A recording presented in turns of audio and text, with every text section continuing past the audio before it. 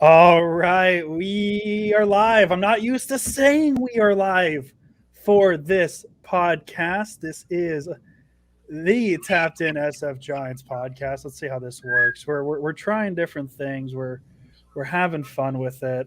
We are live. If you are listening to us on the Twitter space, go to Leo Luna's YouTube page where we'll be talking live. We're gonna field questions here. We're gonna try and work this out. I'm excited for this because it is Giants Dodgers and it's the playoffs. It's the playoffs. So yeah. So if you're in the Twitter space, on the Twitter space, go to Leo Luna's YouTube page where we'll be YouTube page. And now live. I'm hearing We're myself. gonna field questions here. We're gonna try and work this out. There's a delay. I'm excited for this. We got it. It is Giants Dodgers and God, the Twitter playoffs. space is very It's the behind, playoffs. Leo, So, yeah, but that's so if okay. you're We're in the working on Twitter it. space- That's okay. Why don't you just mute it from your phone? You know that's what I'm doing. We're figuring it out. We are live on Facebook or YouTube. God, I can't even get the social media site right. No, it's okay. I forgive you. Well, There we go. that's okay. Why don't you just mute it from your phone? I don't know what's going on with Andrew's delay here, but definitely welcome guys to this Twitter space. Something we're No, it's trying to okay. do new, I as forgive he you. was talking about. We're gonna preview this Giants Dodgers NLDS I don't know what's going on episode. with Andrews. I know Andrew and I would have delay here, liked to hop but on, Definitely more welcome, often guys, to talk about the this Giants Twitter because space, something they we're trying kinda to do new. are As that he was team talking in about. San Francisco. We're gonna preview this Giants Dodgers. Yeah, there's NLDS, definitely a delay on the Twitter space. episode. So you might have to mute the I Twitter space, know and we'll take Andrew the and I questions would from have our ear. I don't know liked how to we're going to hop do on this. We're working on it. more often to talk about the Giants because they kind of are that team Ooh. in San Francisco. Yeah, so I might just have to do it from my phone. yeah, let's just do it from the phone. I think that might work better. We're working on this. We're working on it. It's beautiful. We got it. There we Hey, go. look, it's you and I now. It's you and I now, and now I hear you in both ears at the same time. It's beautiful. We got it figured out. We're good. Hello. So we are restarting. Ignore the last like 2 minutes and 45 seconds. That didn't happen. We are live on Leo Luno's YouTube channel. There we go. Got it right that time. And we're really just here to talk Giants Dodgers, the preview of the National League Division Series that we have been waiting for because this has been the series everybody's been excited for majority of the season. It's been known since, oh God, maybe July, August, because I mean the Padres had to fall apart. So August, that this is the likely division series. It comes down to who wins the wild card game, who wins the West. But we're here. This is very exciting. Very exciting time to be a Giants fan. It's a very exciting time to be a baseball fan because this is, as I said, I think I said it already, the first time the Giants and Dodgers have met in the playoffs, regardless of what certain football beat writers say on Twitter. Ignore those people on baseball, at least. Listen to them for football because they know what they're talking about football wise. It's exciting, Leo, and that's really where I want to start is how exciting this is, not just for you and I, but for baseball fans, because we started this podcast, right? And we've said this multiple times. We've said it plenty of times, Leo. We started this because we got tired of talking about the NFL draft every which way, and we thought we were just going to talk about a 500 baseball team all season, enjoy it, have fun with it, keep it loose. And now we're talking about not just a playoff team, not just a team that's playing an 106-win Dodger team.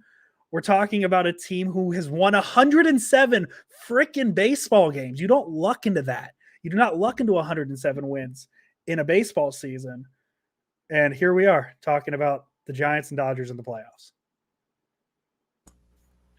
Absolutely. And I see that we have a request in. I'll get you here in shortly. We're just covering the bases here. No pun intended. It's literally the most games won to match up in a postseason. I had no idea that they took over that spot from the Padres Yankees matchup. I would have never assumed that it was the Padres Yankees, but it makes sense. That Padres team was stacked with Tony Gwynn. They had, was it Caminetti on that team as well. So they were stacked. They had Floyd in there. And then Yankees is obviously the Yankees. I don't need to go on with that, but yeah, this is not one thing about it is, yes, the Giants won the season series, but it's a fresh start. The slate is 0-0. And I think that's one thing that these players understand. And you look at the players that both sides have, where Chris Bryant, he's won a World Series before, and he's also been eliminated early before. Posey won 3, obviously. Crawford, Bell, like the list goes on. Longoria is a veteran who's gotten to a World Series but lost it. So these guys, they know what's going on. I believe Wilmer actually reached a World Series with the Mets, if I'm not mistaken. Yes, he did. So there's plenty of experience in this series, and it's just unfortunate that they got to match up now and not in a NLCS. Imagine how crazy that would be if these two teams matched up in an NLCS, heavyweight bout, essentially. I'm excited. I'll be there. I'll be there tomorrow night, but I won't be at the game. I'll be at the game Saturday for Game 2. So Kevin Gosman, did we even reach a final nickname for? Is it Gas Man or? I still like Saucy Gossi. I'm a Gossi, little partial okay. to that one. Yeah, man. And can I get my one complaint out of the way before we really dive into this? Because you mentioned how this should be an NLCS matchup. Can we just talk about how damn ridiculous it is that we don't reseed this? That we don't. The fact that the Giants as the 1 seed, the best team in baseball, gets to play an 106 win 4 seed, while the Brewers get to play an 88 win Milwaukee. Like if we're talking about it, because yes, there's home field advantage throughout. The Giants get that advantage. I get that. But for just the first round purpose, the Brewers are the 1 seed because they get to play the worst team in the playoffs at this point, or just the National League side. So that's a little, it's interesting. It is what it is. Like, you can't complain about how the playoffs Really quick, will work. We do have a celebrity that went ahead and requested to join us right now.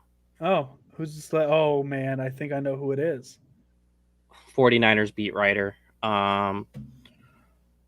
We're gonna let everybody in, but we got to let Jordan in here first because he's on limited time. So it's an honor just to have him here joining us. Jordan, you are on also YouTube. Just to give you the heads up, anyone that comes on as a guest, the audio would be filtered through YouTube. It's okay. I'm not ESPN. I'm not FS1. So just I have to cover those bases. Once again, no pun intended. That your audio is on YouTube.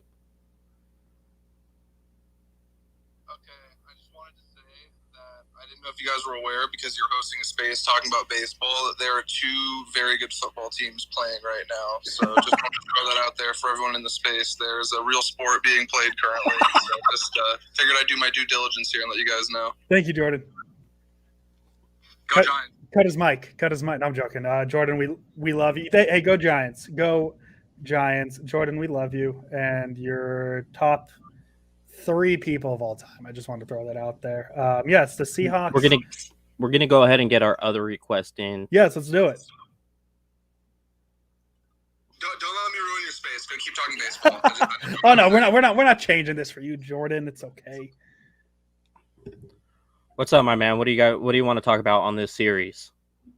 All right, I got to run to the store, but I'm just throwing it out there. Logan Webb is going to get an extra base hit.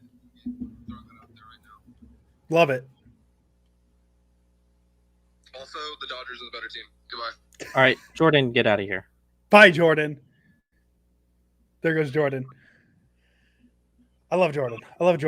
I like his Logan Webb extra base hit thing. That feels like a positive thing. Get that energy going. Logan Webb, your game 1 start, and we'll dive into a little bit of the preview talk. We'll get some people in here though to talk real quick.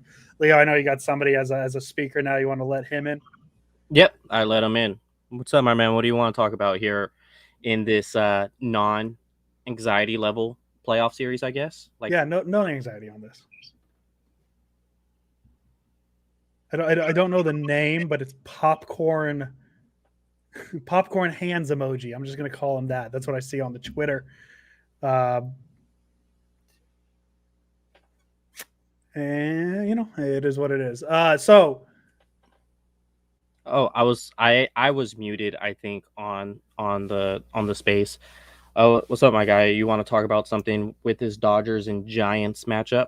Go ahead. The floor is yours right now if you want to talk about it. Yeah, there we go. We got you. Oh. No, I was going to agree with y'all. Sorry, my TV's so loud. Well, You're good.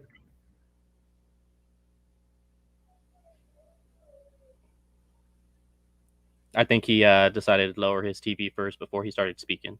But I'm back. Okay. There he is. Okay, beautiful. I thought I wasn't sure we lost you. No, I was gonna agree with y'all on the Brewers. How everybody's saying. I remember all these commentators were saying, "Oh, it's unfair for the Dodgers to play in the one game, go home or not." But then the Brewers are allowed to play somebody 86 over here, and that's like they should. You guys think they're gonna fix that for like next year's postseason, so this doesn't happen again, or is it just gonna stay the same? I hope they go back to what last year's format was. I really like the 8-team playoff and the first round being the 3-game best 2 out of 3. But then, like, if you do that math, the Giants would be facing as the 1 seed, as the 8 seed. The San Diego Padres would have made the playoffs if there was 8 teams in the playoffs. So I don't know if 8's the right number. I'm thinking maybe 6. Give the bottom, kind of like the NFL did with the 6-team playoff, where the first 2 seeds get a bye. The 3 plays the 6 in a best of 3. The 4 plays the 5 in a best of 3, and then you go to the DS best of 5, and then the CS best of 7. I think that's the best way to do it, because did the San Diego Padres deserve a playoff spot this year? No. So 8 might be too much. Maybe 6. That's my opinion on it. I do like the idea of the 1-game wild card. Just not when one of the wild card teams win 106 games. That's more my thing with it. Is this feels like more of a one-off situation? Because if you look at the AL, 92 win teams, make the wild card as it should be. But then you also look at, the Blue Jays won 91, and now they're looking out, which just doesn't feel fair. So like the Mariners too, I think they won 91. So like you get those 6 teams in. I think 6 is probably the sweet spot. Maybe not 5. Go 6 with the first round bye for the first 2 seeds. Here's another scenario. It's just, I know NBA, it don't matter if you were second in your division, you could still get the 3 seed in an NBA playoff format. Maybe baseball could kind of take that route. That seems more likely to do so with a 16 playoff format rather than a 5. Because then ultimately a non-division winner is guaranteed the next round, and then a division winner has to play that 1 game.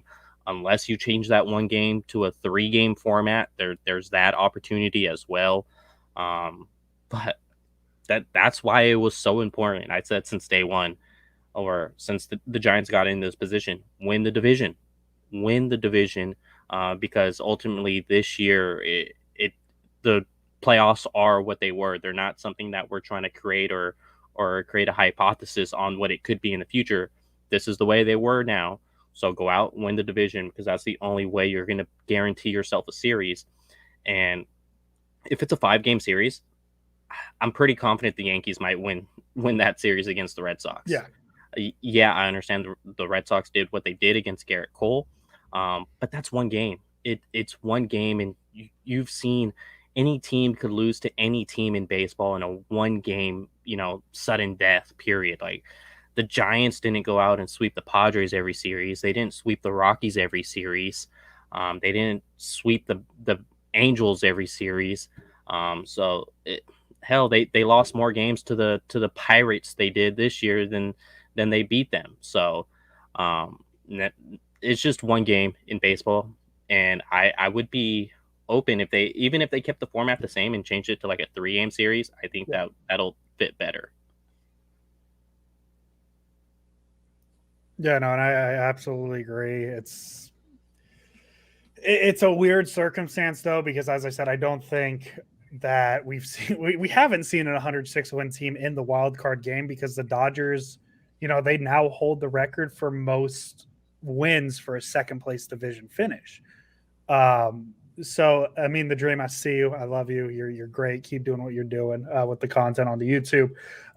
So yeah, that's like my biggest gripe is this is a one-time thing, but I do think the 1-game playoff, as exciting as it is, if you go 2 out of 3, even with the 5-game set, with the wild card being 2 out of 3, I think the Dodgers beat the Cardinals 2 out of 3 times. I don't think that's too big of an issue. And I don't know if the Red Sox beat the Yankees 2 out of 3. So I think it adds that mystery two, and even with 2 out of 3, there's a good chance you're going to get that do or die game 3 because it's baseball, and evenly matched teams tend to balance out. I think that's what we're going to see in this series. I think with the Giants and Dodgers, just to bring it back to what the Giants and Dodgers are doing, the series is probably going 5, no matter which way you cut it. I would be very surprised if one team wins 3 out of 4, 3 out of 3 even. That's Didn't my the take on it. Giants do that twice against the Dodgers this year, though? 3 out of 4. I don't think it's going to happen. I do believe it 100% goes 5, but I believe the Giants did that twice against the Dodgers this year, where they took 3 out of 4. Well, you want to look a little bit at what the Giants and Dodgers did against each other as I slowly scroll through the schedule. The first series these two teams played against each other, the Dodgers swept the Giants 3 games in San Francisco. Then a week later, the Giants go down to LA, and guess what they did, Leo? They took 3 out of 4. That was a week after that. They take a month off before they play each other. A little 2-game series down in LA.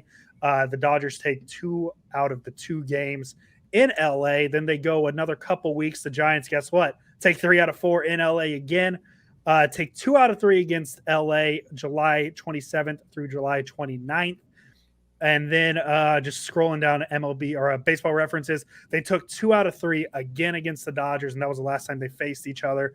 The Giants finished the season against the Dodgers with a 10-9 record. However, they do get outscored by the Dodgers 80-78. So this is as balanced of a playoff series as you can find, and it shouldn't be surprising considering it's an 107-win team against a 106-win team.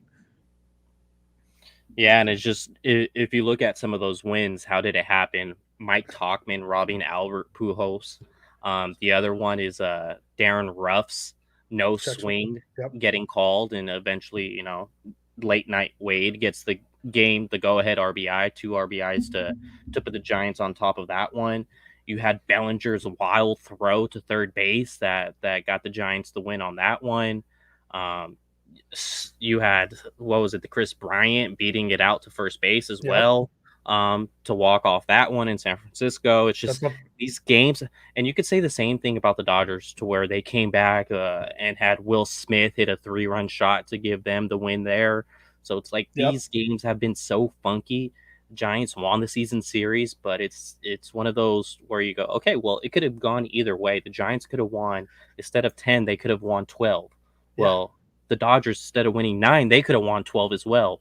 So that's what makes this playoff series so intense. And should we talk about it? Like Walker Buehler, game 1, such a tough matchup. And that's probably the matchup where in-season MVP, Brandon Belt, for this team. The reason why I said this on the Blow the Whistle podcast with our guys Luke and Hugh, to me, he was the MVP because what he did on the field, reaching his career high in home runs. Like, he slaughtered past 20. It wasn't that he just reached 20 or 21. No, he went all the way at damn near 30. And if he's healthy, if he plays maybe 120, 130 games, he's probably in the 40 range. But for me, it was more so of his off the field. I'm the team captain, call me daddy, like all this, like just keeping that locker room loose, and everybody with a C on their chest in batting practice. So that's a big blow to not have. Like, he'll still be there in the building, he'll still be there in the dugout, but the fact that you don't have his left-handed bat against a right-handed Walker Buehler, automatically game 1, you're just like, damn, I wish we had Brandon Belt. But vice versa, I know game 1, Dodger fans are going to feel the same way, where they go, damn, we wish we had Max Muncy in the lineup, because he's probably not going to be eligible for the majority of this series, or probably all this series. I don't think they could change it mid-series through their playoff roster for this. So we'll find out here shortly whether Muncy doesn't play this series at all. And if I had to assume, I'm going to assume that he's left off this NLDS roster. So it goes both ways. We know what Muncy could do against us already. So if we have to kind of just swap out Belt for Muncy, I'm down. Because you could still have that team captain, that team personality with Belt there. It's not like he's vanished. It's not like he's gone. He's not in the Washington woods like Tim Lincecum. Yeah, and Muncy's a big loss. And I apologize. I don't see your name on this. I see Popcorn Hands. That's your name for now. Oh, I yeah. apologize. What's Go ahead. your name? Justice. What's up? Yeah, sorry. I just have the Twitter space view. I see you got your hand raised again. What's up? I just wanted to ask, what's the keys to Victor and as a good I also Brendan Belt? How key is losing him for at least for this series? How crucial is that going to be hurt for the Giants? I mean, it's big. Like I know the view on Brandon Belt is 50-50 at best on Twitter, but Brandon Belt was having a career year. Like without it, best power numbers he was putting up. OPS was at a career high. WRC plus was at a career high. I hope I didn't lose people with that one. Things like that. He's had a very good year. Now you're looking at probably a platoon at first base between Lamont Wade, which you feel pretty comfortable with, and Darren Ruff, which you feel fine with. Now, are they going to be able to replace the production Brandon Belt has? Probably not. But do you feel good with that as your first base solution? Yeah, probably. I would probably say the Giants' first base situation's a little better than what the Dodgers is without Muncy, because they rolled out, I believe it was Beatty at first base yesterday. So the Dodgers are good. Like I think that's very obvious. They're going to be fine even without Muncy. But yeah, I feel fine without Belt this series. Now, if this is an issue where he misses the NLCS, now we're talking a little bit, because the Brewers, I'm assuming it's going to be the Brewers. They got really good pitchers, especially from the right-hand side, and Belt had a very good series against Milwaukee. But against the Dodgers with what they're going to throw, I'm fine with it. I'm fine with Wade, and I think we're probably going to see Ruff in Game 2 against Luis Urias. Game 3, we'll see what happens when we get there. I think the Giants will be fine against the Dodgers, at least. I feel the same way on that, and I was just looking it up right now. Something that caught my attention a few days ago was Brandon Belt's numbers when facing the pitcher for the third time through the game, and this is what he did his third time. So I bring this up because you'd imagine Walker Buehler is going to be out there for the third time against this lineup. He's not going to be a guy that they pull out of the fifth inning. No, they're going to try to keep him as long as possible. So Brandon Belt at the top of the lineup against a right-handed pitcher, he probably is sitting in there facing Buehler for the third time that night. And if he was, he's had 48 at-bat or plate appearances against starting pitchers when he sees them for the third time in the same game. And in that, he's hitting .432 with the .479 on base percentage, a 1.1 slugging percentage, and a 1.6 OPS with 9 home runs when he faces the pitcher for the third time in a game.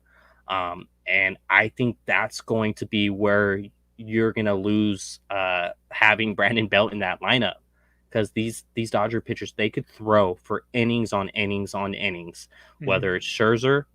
Yeah, yesterday he came up against a pitch count. That's why he came out early. But whether it's Scherzer, Urias, Buehler, they're going to be in there for as long as possible. So if you have Belt's numbers like that, his stat line like that when facing a pitcher for a third time in a game, that's a loss. That's a huge loss. Yeah. Because this guy's able to. It's kind of one of those things where it's you fool me twice, that's on me. You fool me time, but you're not going to fool me for the third time. I completely butchered that line, whatever it was, but you guys all know what I'm talking about. Fool me once, shame on you. Fool me twice, shame on me, I think is what you're running for. Well, we appreciate the question. I saw you had your hand up again. And was there another thing you wanted to cover? The Brewers, the last 3 games I know, on the first time we faced them, we lost 6-2. Then the second time was 5-2, and then we finally took the third game 5-1. If we go on to NLCS, is that, like you said, most likely the Brewers? Is that something like back of your mind, like, oof? Especially if Belt can go, is that something you're like, I don't know? I don't want to look too far forward to the Brewers yet, just because the Giants have a very tall task in front of them. But I've said it, and this is nothing against the Dodgers, really. The Brewers pitching makes them, to me, the scariest team in the National League. And it hurts him a little bit that Devin Williams got a little too happy and punched a wall and broke his hand. That hurts their back end of the bullpen in the playoffs. But you look at a rotation with Corbin Burns and Freddie Peralta and Brandon Woodruff, and you got to go through that multiple times because in 7-game series, the rotations are shorter. They're probably 4 men deep, and you have to face 3 of the best pitchers in the National League. The Brewers scare me. Yeah, they probably scare me a little more than the Dodgers, and I think that's just because I'm a Giants fan, and I more easily underrate the Dodgers, and that just is what it is. The Dodgers still scare me very much, and we'll dive into that here in a minute. But yeah, no, the Brewers to me, with how good their pitching is, probably the scariest team in the National League, at least. So I wanted to ask you is, who's the one guy in this series that you could see for the Giants that could become that X factor to where, it's not necessarily Brandon Crawford or Buster Posey. Those are kind of the easy ones. Someone that wouldn't come to your mind first that could become the X factor. Keep in mind, you're probably going to see there a ton of right-handed starting pitching. So that's where I'm going to kind of favor. Who's going to be that X factor for you? For the Giants, the one name that I'm just going to say, because I think it's the easiest, not easy name to say, is late night Lamont, dude. Give me Lamont Wade. I think this, to me, if the Giants make a deep run into the playoffs, Lamont Wade's going to be the guy who America's talking about. It's like, oh, nobody really knew who this guy was. Who is this Lamont Wade guy? Why is he hitting home runs? Why is he so clutch? That's the guy I think offensively, at least, the Dodgers are probably going to have to be most wary of, just because I don't believe in clutch. I'm not a big believer in clutch being a thing. I think just hitters are good at hitting, and it just so happens to be in the 9th inning. Lamont Wade is the closest thing that I believe there is to clutch, and it's one of those Farhan finds, man. I think that's what we should call him, is Farhan finds, and he comes in and he just gets the job done. So I think for the offensive side, that's the X factor. And I think the pitching side, Camilo Duvall. I mean, if he is the closer going into this series, and I don't have any reason to believe he isn't, I think what you're going to see is a bullpen. And this is my opinion. Whether Gabe Kapler said something different, I don't know. Is if you feel comfortable with going into the 7th, 8th, 9th with, McGee, Rogers, Duvall, and you have, a hard throwing lefty going to a soft throwing lefty who throws it from an angle that, geez, I don't know how you hit it, going into a guy who could just be like, oh yeah, I could, if you want, I could touch 103, but like more often than not, I'll give you 102. I mean, when's the last time we've seen a power throwing closer from the Giants? I mean, you got to go back to Brian Wilson? Like, that's the last time the Giants have had a guy that could punt, and he couldn't really pump 100. He was like 96, 97, 98. To get a guy like that in this bullpen at the back end, Camilo Duvall will be my X factor for the pitching side for the Giants. So what you're saying is Rob Nen as a closer. Bring back Rob Nen. Yeah. I mean, we used to gas it. I mean, dude, it's 2021, man. You need fireballers in the bullpen. That's what the game is now. That's what it is. And the Giants finally got one. He's a fireballer. But he's 90. He's sitting 98. That's 98 is 98 and only 98. So everybody knows what's coming. It's a terrible matchup when he's facing a guy like Albert Pujols. But yet it works. I don't know how it works, man. I'm sitting at home in Sacramento, California, laying on my bed like, oh, here comes a fastball. Here comes a fastball. And they don't hit it. It's weird. It's weird to me how like they know it's coming and they can't hit. Jake McGee's a very good pitcher. The back end of the Giants bullpen only got better with Camilo Duvall. Yeah. Where's the stat that I brought up as far as your guy Tyler Rogers? So when he's not out there for the 9th inning, this is the 6th, 7th, 8th, or extras. He's thrown 58 and 2/3 innings. His ERA is a 1.08. His whip is under a 1, and his batting average against 223. So that means that's a lesser than 1 out of 4 batters getting a hit against him. That's a stud. That's a star out of the bullpen when it's not the 9th inning. Obviously, when it's the 9th inning, his ERA is different. I believe it's when it's not in the 9th, his ERA is in the 5s. But X Factor, Camilo Duvall, like you said, now that you have that position stapled down with Camilo Duvall, you get a freaking dynamic game changer with Tyler Rogers, to where if he's your 8th inning guy, you're confident he's going to take you to the 9th inning. And when you're in the 9th inning, you're now confident because you have Camilo Duvall, where it's what you said. If he wants to gas it for 101, and if he's feeling spicy and he wants to hit 102, he could also do that as well. But then also mix in an 88 slider, and that's something you don't really have out of either of these starting pitchers. It's Tyler Rogers does have that rising fastball, if you will, but it's still coming at you at like 78 miles an hour. I could go to the batting cages right now and sit on 78 and hit it. Now, imagine a professional baseball player that's, practicing breaking ball stuff. Like, I'm sure they could hit on it as well, but like I said, he's still a stud. I'm not trying to, say anything else about that, but it's just he doesn't have that velocity is what I'm saying. And with Jake McGee, he has the velocity, but it's the same pitch over and over. With Camilo Duvall, you get both, the best of both worlds. I can say the both of both worlds, as if that made any type of sense. But I think that's who I wanted Camilo Duvall to be when we saw him early on in the year. Struggled a bit, and then they realized, hey, this guy has no pulse, so maybe he's a closer. And that's exactly what he's been in for the most important month of baseball. And I saw him out here in San Diego. He pitched all 3 games, and the dude literally had no pulse. He went up there with the bases loaded, seeing Manny Machado, strikes him out on 3 straight sliders, didn't even give him the fastball. And that's on a game that Manny Machado hit 2 home runs on. Yeah. So Camilo Duvall, he's been a godsend to this team. I see you got your hand up again. Let's go ahead and get you back in. For me, it's up to Lamonte and then Chris Bryant. When we did the trade, I was ecstatic. I was like, that's the guy I've been wanting for a while, is Chris Bryant. And when I found out we traded for him, I was like, here we go. This is the missing piece we wanted. So I got to say Chris Bryant, just because the experience level, and like you guys said, he was won the World Series before. So he knows what it takes to win, and he knows he's been here before. So Lamonte and then Chris Bryant.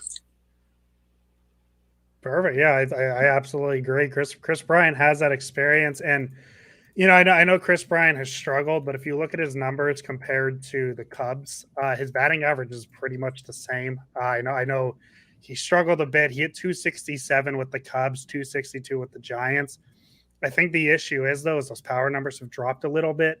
His on-base percentage with the Cubs was 358. His on-base percentage with the Giants is 344, so 14-point dip. And then the power numbers is where it's really concerning. His slugging percentage is 503 with the Cubs, 444 with the Giants. And, some might say, hey, he's playing at a hitter, a harder ballpark to hit at, in San Francisco. But Giants made that ballpark look pretty small this year.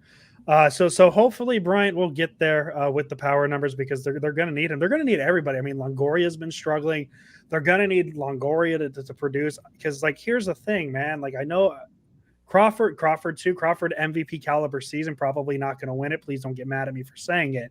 The Dodgers are very damn good. That's the thing. For as good as the Giants are, the Dodgers are just as good, if not better, in a lot of categories. I think the Giants have an advantage hitting wise. I think the Dodgers have the advantage in the rotation wise. The Giants have the advantage probably in the bullpen. So it's going to be a very interesting give and take series, and I'm very excited. I think I know a lot of Giants fans on Twitter, and this is just me just pointlessly saying things at this point. A lot of Giants fans are like, I don't know if I can mentally deal with a Giants-Dodgers playoff series. My God. Yeah. He was up and down. I was like, please no. I cannot do this. This stress. I just can't. And now we're getting. I was kind of hoping the Cardinals were going to pull out. But then I saw the night was going. I saw how they were hitting. And I was like, this is not good. But, man, this is so exciting. This is what you want as not just a Giants fan, as a baseball fan. The most as fun as it would have been to sweep the Cardinals in 3 games. I know that's exciting as fans to do, but we sit here and we're talking about the 2 best teams in baseball with arguably the most historic rivalry in baseball. I know the Yankees and Red Sox exist, but they didn't move across country together to continue a rivalry. Like I think that does something, and for it to be just the added layer too that the Dodgers were 8-time defending NL West champions. And who's the team they get to face in the first round? It's the Giants. The Giants, who are the team that broke that streak. So to me, man, this was the series I wanted. This is the series I think a lot of non-Giants fans wanted, because this is where the money is. This series is going to be fun, and it's going to be exciting. I want to propose. Go ahead. Sorry. Do you think this is what like baseball fans need? Like for like a lot of years, like we've been like out of the postseason for like almost I think it's 5 years, right? Almost 5 years. Like excited. This makes missing the postseason. Yeah, I think it's 5 years, right? Is it 5? Yeah, 5. 2016 is when they made it last. When they lost to the Cubs, we don't talk about it. Yeah, we don't. Okay, but yeah, like I said, but I think this is like the most exciting time for baseball fans all across the world. You're talking about LA, but like I'm like going across like just Giants versus Dodgers for a lot of years. You know, Dodgers won the World Series, and then there was talk, oh, well, maybe we could do a two-peat. And then Giants are coming up again, and they're looking to do a two-peat. So I think this is the game. Even though I didn't really want it for stress level and my anxiety, I could tell this is something that baseball fans wanted. Yeah. Yeah, you're talking about stress levels and anxiety. I will be at Oracle Park on Saturday. I'll be in the area on Friday. So, yeah, I'm not looking forward to seeing a bunch of Dodger blue because I know they'll show out. They did in the regular season. Why will they not in the postseason? So I'm not looking forward to that. That's the reason why I wanted the Cardinals, is just to go up there and have fun and not have to see Dodger fans. So it was just for personal, selfish reasons. But whatever it is, you know, my team's in the NLDS, so I can't complain. The question I want to propose to you, Andrew, is how important were these final two starts for Kevin Gausman in finding his splitter back? Do you think that'll carry over into this divisional series, or do you think it's just don't even look at it, regular season's over, like that's not something to even monitor at this point? Well, we got a little spoiled with Gausman just because he was so good in the first half, and then the second half he quote unquote falls apart. He still finishes with a 2.81 ERA, which that's pretty damn good. Like not a lot of pitchers finish with over or under a 3 ERA. His ERA plus is at 1.45. So for those of you who aren't familiar with the ERA plus, it's a percentile. 145 means you're 45% better than the average pitcher. 100 is always going to be that average ERA, that league average ERA, and there's some ballpark factors thrown in there. But his last two starts, he looked as close as you can be to what he was in April and May at Colorado. And Colorado's a tricky place to pitch. We know this. 6 innings pitched, 3 hits, 1 earned run, 11 strikeouts.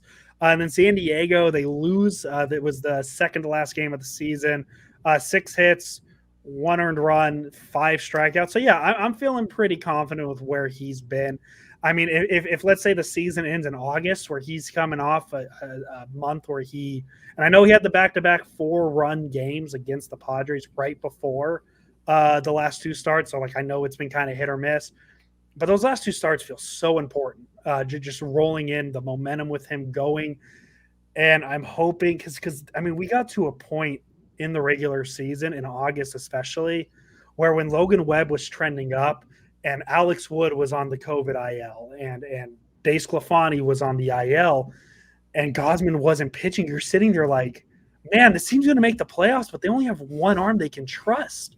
I think what Gausman did the last 2 starts changes that. I think they have 2 arms, maybe even 3 with Disco, and maybe even 4. You could argue maybe even 4 arms to trust, because apparently they can just pitch out of the bullpen now, and that's some Dominic Leone doing it, and guys like that getting it done. So we'll see what this rotation looks like. I know for sure we have Webb and Gausman starting games 1 and 2. We'll see where game 3 is. Maybe it's a situation where, you win the first 2 and on Monday you got Webb maybe making a little bit of a quick start and him coming off 2 days rest and giving you 3 innings. I don't know.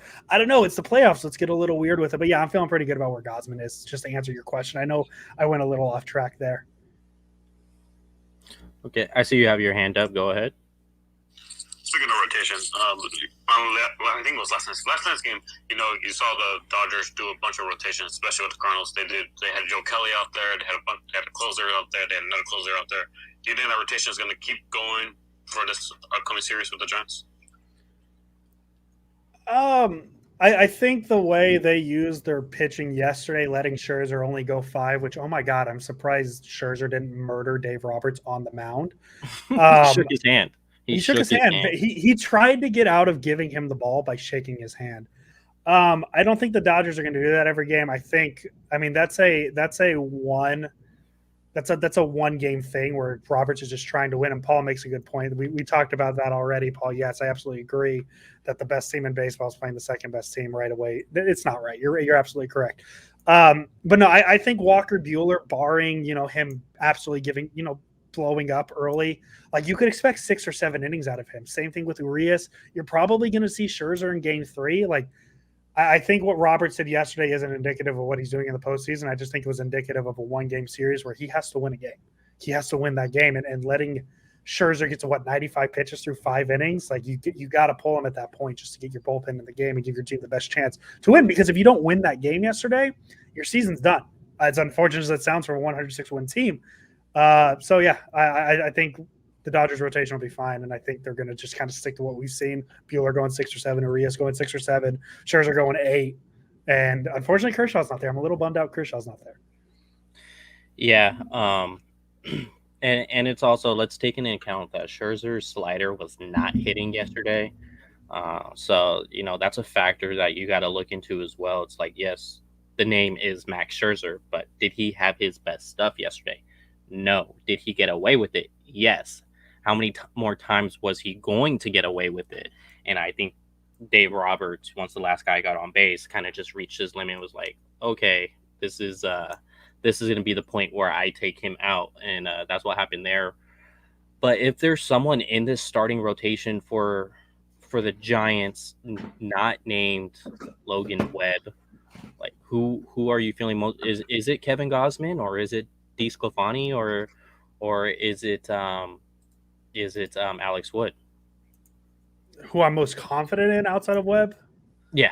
Yeah. Oh yeah. It's got to be Gausman. I mean, it's DeSclafani's fine. Like I haven't had an issue with DeSclafani at all. It's just Kevin 3.17 ERA on the year. Yeah, that's not bad. Like that's a very good ERA. That's really good. That's a really good ERA. But Kevin Gausman pitched at a Cy Young level for 82.3% of the season. That's a rough estimate. I like to pull random numbers. But yeah, no, Kevin Gausman, to me, I think what I am most excited about to see is Johnny Cueto bullpen arm. I mean, that's a fun little thing to think about. I don't think Cueto makes the playoff. You don't think he makes the roster? Have they? I'm assuming they haven't announced it. I don't think they have announced the roster. No, yesterday. They haven't announced it yet. Tomorrow. But yeah, when you look, how many is going to be in the bullpen? 6 arms? And the Giants are pretty loaded in the bullpen. McGee's going to be 1, Duvall 2, Rogers 3, Leone 4, Harlan Garcia 5, Jose Alvarez 6. I mean, 6. They'll have more than 6, I think, because I mean, you're probably going to go 4 starters, right? Just in case. So I think those 4 are going to be Webb, Gausman, DeSclafani, Wood. You got the 6, so you got 10. I mean, you probably have room for 2 or 3 more pitchers at that point. So maybe Cueto makes it. I don't know. We'll see. Thankfully, I'm sitting in my bedroom in Sacramento, and I don't have to make these tough decisions. Who would you rather have from what you saw at the last month of the season? Would you rather have Cueto or Kervin Castro or Littell? I didn't even say Littell. I see. To me, I think because for the 7 spot, say there's 7 plus the 4. That's 11 arms. Yeah. See, to me, I think damn it, Leo. Stop asking hard questions. To me, I would take Cueto just because he can give you more innings, and if there's a situation where, so let's just say hypothetically they go 4-man rotation. Let's say they go Webb, Gausman, Wood, DeSclafani, whatever order you want to make it. And let's say Wood has a start in game. Let's use this for the NLC. I guess this argument's for the NLDS. Let's just say DeSclafani or Wood starts. You know what? Screw it. Yeah, I'm talking myself out of it because in the NLDS, you probably only need a 3-man rotation in the NLDS. Irvin Castro could give you 3 if you need it. So yeah, let's go Castro. Give you 3 if he needed it. I'll go Castro because Littell I'm kind of hit or miss on. I'm not sold on him. I know he can be very good, but I'm not personally sold. So yeah, I'll go Castro. I'll change my answer about 14 times there. I'm sorry for doing that. But yeah, I'll go Castro. NLCS, that's a different conversation. But we'll cross that bridge when we get to it. Yeah, I know Irvin Castro inherited runners that did eventually cross the plate. But in his own earned run average, it's actually a 0 in 13 1/3 innings, reaching 13 strikeouts. So right about that K through 9 that you want to reach at that 9 mark is how I always look at it. Like you want to keep that 9 as your bare minimum. And then the base on balls was only 4. So it just shows that, this playoff push wasn't too big for him to where he was just walking batters and stuff like that. And that's kind of what I just think he has most upside. And hell, he could also give you 5 if you need 5.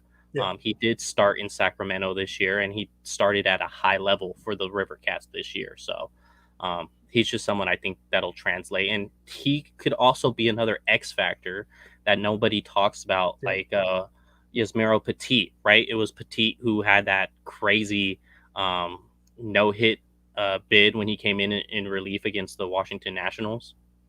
Yeah. To me, same body as the Yasmero Petit. We like our thick boy pitchers in San Francisco. Hey, Justice, I see you got your hand up. We got time for one more because I gotta dip here in a minute. I got a slow pitch softball game coming up. Got to hit some dingers. So, what Justice? We got one more. If it's not about the Giants game, I was going to ask you about today's game. What do you guys think about today's game? Astros 6-1. The White Sox are fraud. No, I don't know. I was at work. I didn't get a chance to watch it. The Astros are good. The Houston Astros are very, very, very good. People tend to forget that because of what happened in the years with the whatever it's called, garbage cans. Yeah, that's the word I'm looking for. But the Astros are good, and I think people tend to forget that just because of what happened.